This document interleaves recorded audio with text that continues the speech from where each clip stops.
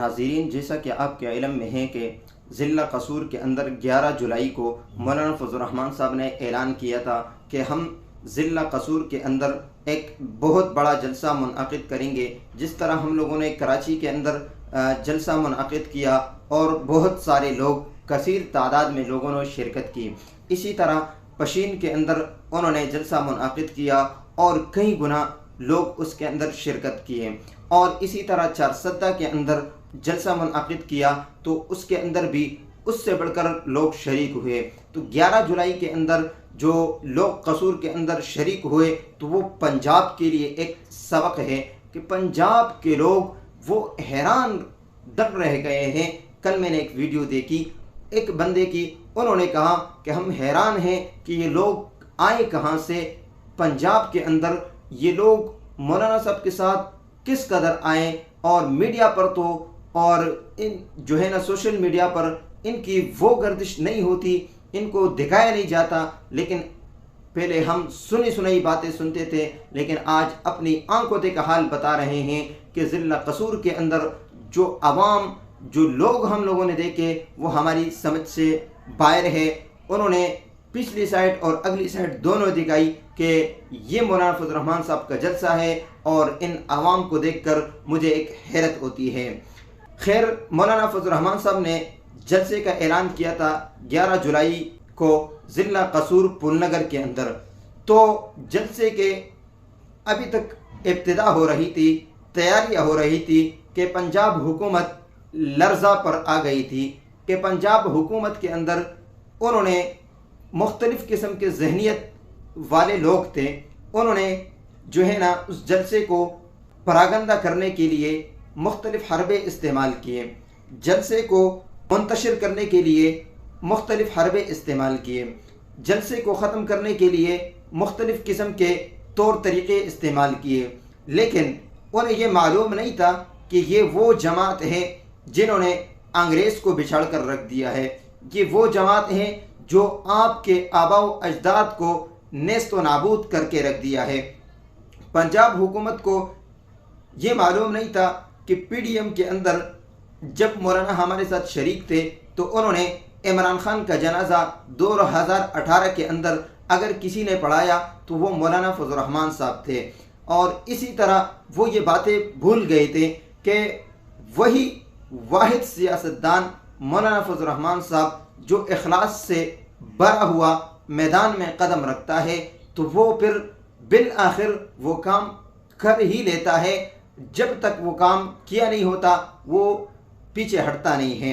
लेकिन बिल आखिर कसूर के अंदर उन्होंने मुख्तलिफ़ हरबे इस्तेमाल किए, लेकिन मौलाना फजल रहमान साहब वही ज़िला कसूर पुलनगर के अंदर वो जलसा कर दिखाया और इस तरह कर दिखाया कि पंजाब हुकूमत दड़ी की दड़ी रह गई। तो उस जलसे के अंदर मौलाना फजल रहमान साहब ने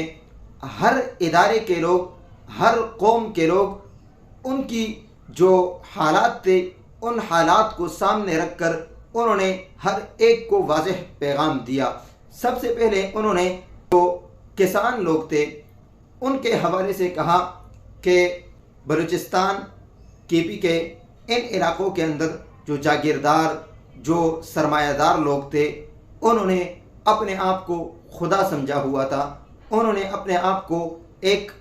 फ़िरौनियत के दर्जे में रख दिया था। लेकिन वही लोग जमीयत उलमा इस्लाम के मुकाबले में आते हैं तो हमने अवाम के हुकूक की जंग लड़ी और उन फ़िरौनियत को और उन जो है ना जागीरदार और सरमायादार लोगों को जो अपने आप को खुदा का दर्जा दिए हुए थे, हमने उन्हें ज़मीन बोस कर दिया। यहाँ तक अब पंजाब के अंदर भी जो जागीरदार हैं, जो वडेरे हैं, जो सरमायादार हैं, अगर वो किसी किसान के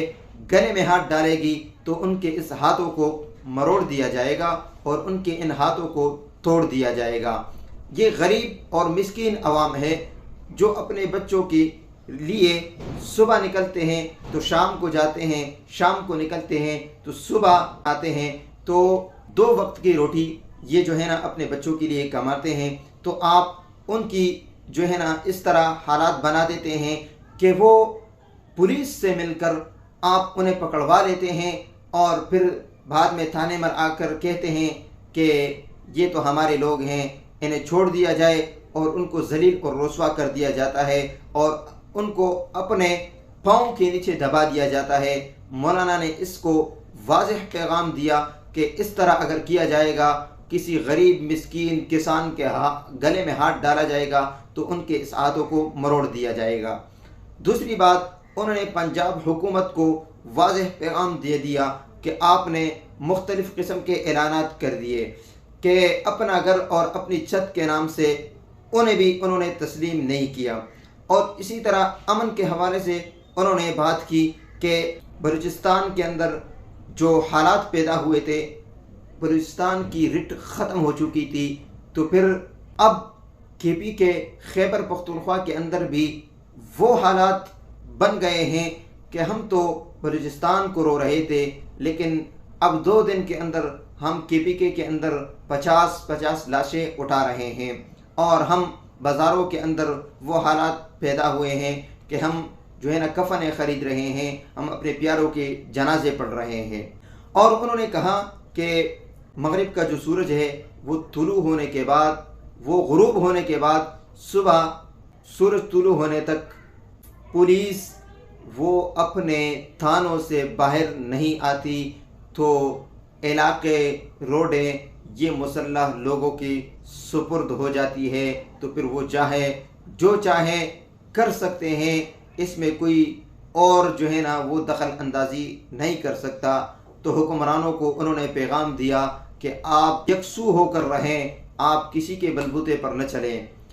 اسی طرح مولانا فضل الرحمان صاحب نے بیان کیا کہ ہر بندے کا اپنا دائرہ کار ہوتا ہے، میرا بھی ایک دائرہ ہے، میں اپنے دائرے کے اندر چلتا ہوں، اور سیاستدانوں کا بھی ایک دائرہ ہے، اور اسی طرح ہر ادارے کا اپنا ایک دائرہ ہے۔ اگر وہ اس دائرے کے اندر کام کرے گی تو وہ کامیاب رہے گی، اگر اس دائرے سے باہر نکلے گی تو وہ ان کے لیے رکاوٹ بن سکتی ہے، وہ ان کے لیے خطرات بن سکتے ہیں۔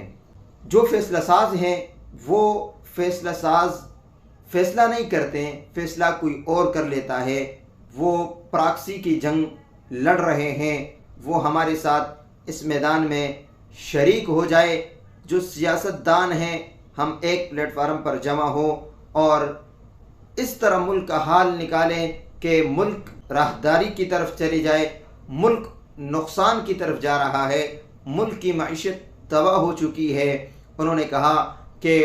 ایران ہے وہ نہ اچھے کا ہے نہ برے کا ہے، چائنا ہے ان کا اعتماد آپ سے کھو چکا ہے، اور افغانستان ہے آئے روز آپ ان کے اوپر الزامات لگاتے ہیں، اعتراضات کرتے ہیں۔ مولانا نے کہا کہ کشیدہ حالات افغانستان کے ساتھ پیدا ہو گئے تھے،